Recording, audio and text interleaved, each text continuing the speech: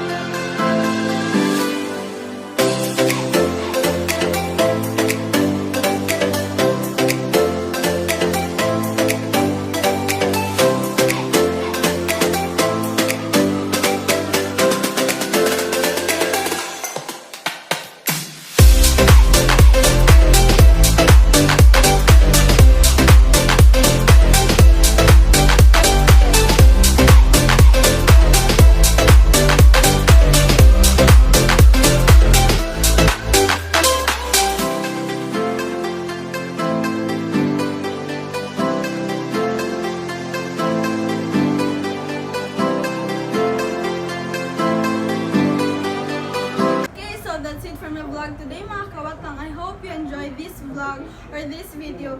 Please give like, comment, share, and subscribe to my YouTube channel and stay safe mga kawatang. See you in my next video.